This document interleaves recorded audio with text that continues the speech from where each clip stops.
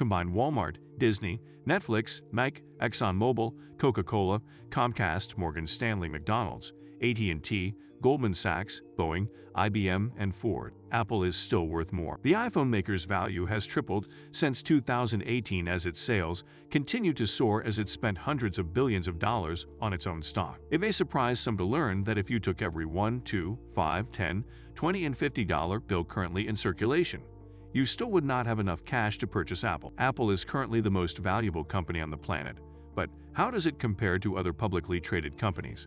Compared to other computer makers, Apple is more than 16.2 times more valuable than Dell, 31.1 billion, and 10.1 times more valuable than Hewlett-Packard, 50.3 billion. Apple is about 2.5 times as large as Google, 202.1 billion, and a little less than twice as large as Microsoft, 269.6 billion.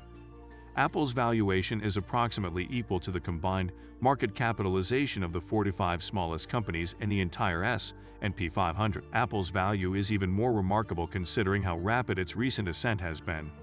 In August 2018, Apple became the first American company ever to be worth $1 trillion, an achievement that took 42 years. It surged past $2 trillion 2 years later. Its next trillion took just 1 year and 4 months. Let me say that again. Apple made $1 trillion in market cap in a little over 1 year. Wow, I can imagine all of the Apple execs in a boardroom playing the I Get Money 50-cent song right before earnings calls. With that said, Apple has spent a ridiculous amount in taxes as well. Apple is the largest taxpayer in the United States. In April, the company said it had paid $4 to $5 billion in taxes over the prior 5 years. Of course, that doesn't include all of the corporate shell companies overseas in countries like Ireland. When Apple unveiled the iPhone in January 2007, the company was worth $73.4 billion. 15 years later, the iPhone, already one of history's best-selling products, continues to post impressive growth. In the year ending in September, iPhone sales were $192 billion, up almost 40% from the year prior. One of the major contributors to Apple's success is also their profit margins. It's cheaper to make an iPhone than any other flagship phone on the market, yet Apple phones are and have been consistently the most expensive for years. Let's give another example into the sheer ridiculous size of Apple. Saudi Arabia is the world's largest oil producer. With more than 17% of the world's proven reserves, the country's total production in 2010 was 10.52 million barrels per day.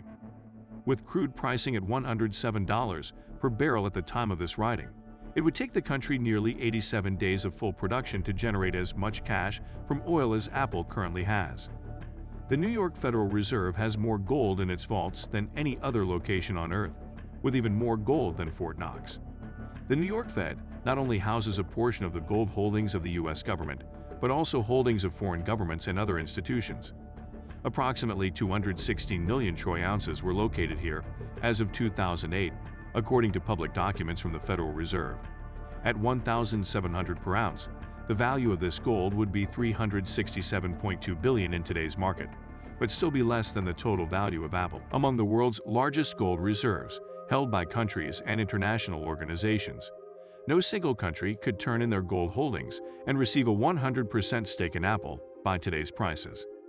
Apple's total value eclipses U.S. holdings by over $80 billion and is about 3 times larger than the value of gold held by Germany and the IMF, the world's second and third largest holders of gold. If Saudi Arabia used all of its oil revenues to purchase Apple stock, it would take about 15 months to generate the $506.2 billion needed to purchase the company at its current value. By just about any measure, a $3 trillion valuation is striking.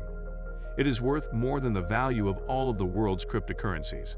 It is roughly equal to the gross domestic product of Britain or India, and it is equivalent to about 6 J.P. Morgan Chases, the biggest American bank, or 30 General Electrics. So is there cause for concern when a company gets this massive for the markets? Apple now accounts for nearly 7% of the total value of the S&P 500, breaking IBM record of 6.4% in 1984, according to Howard Silverblatt, an analyst who tracks valuations at S&P Dow Jones Indices. Apple alone is about 3.3% of the value of all global stock markets.